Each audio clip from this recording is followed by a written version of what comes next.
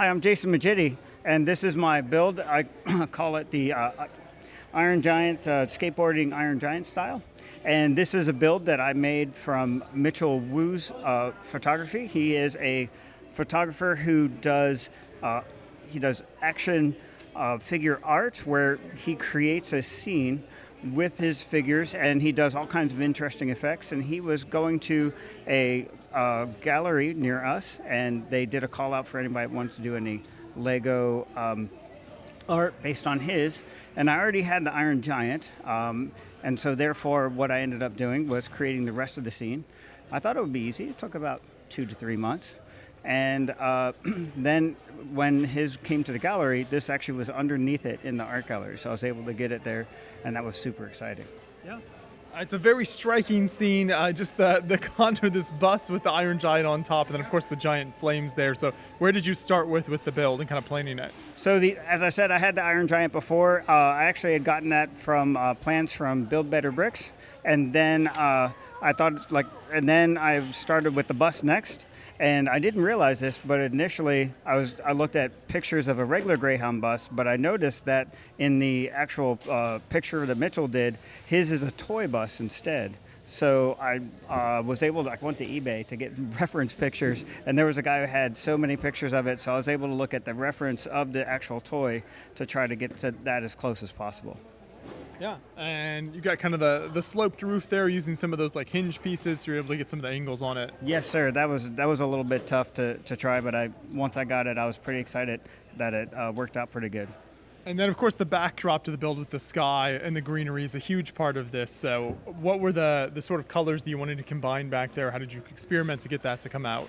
So I was looked at the picture itself, and I tried to match the colors as best as I can to those. And I'm actually colorblind myself, so my this really light blue here, I like to call that crap blue because I can't see it most of the time. I find it as white, and so when I do a build, my wife will look at it and say, "Did you mean to make this blue?" And I will usually say no. She's your quality control. She is definitely my quality control. She does an amazing job at keeping me in line. On top of the blues, you layered the white really nicely. So what are some of the key elements there to create sort of like a cloud effect?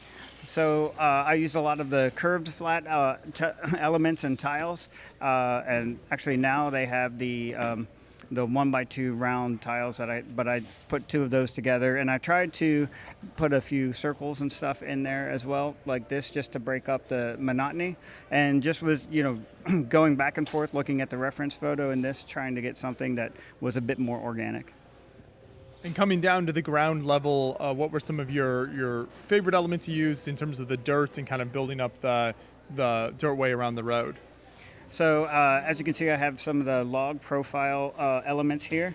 They gave a little bit of the texture coming up, and I wanted it to be a little bit more of a relief sculpture once I kind of got up here. So had some of the various leaves go around and pop out just a bit. And then a lot of the 1x2 rounds with the holes in it gave a lot of good texture as well.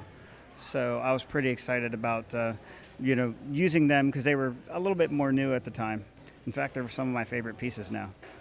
How poseable is this Iron Giant here? Can you really move him around in a lot of different ways? No, not anymore. So what I had to do is I was able to get the pose once, but if you touched it, it would collapse almost all the time. So what I did is I drilled a hole and put a pin inside. So it is actually locked in that position currently. But I was able to do that beforehand. I was able to get the pose that I wanted. I think the arms are still poseable, but the legs have all been locked in. When you bring this to a show like Brick Rodeo, what's the process transporting it and setting it up here at the event? So the easiest way, and I'll show you how this comes off, is what I do is I just slide this off. This goes in its own box, and I have a large box that takes this whole thing. It's a big Amazon box that came in, and it happened to be the perfect size, so I just lay it flat. And then when I get here, I just pull that out and slide this on, and then I'm ready to go. It's probably one of the easiest builds that I have to set up. Yeah. Well, perfect. That's what you always want to hear. That works really well. For people who want to see more of your work online, where can they check that out? Where are you most active? I'm on Instagram at jmaggitti, and that's where I'm on the most. And then WonderMonkey at Gmail on Facebook as well. Okay. Thank you so much for your time bringing this out to the show and for chatting with us. I appreciate it. Thank you.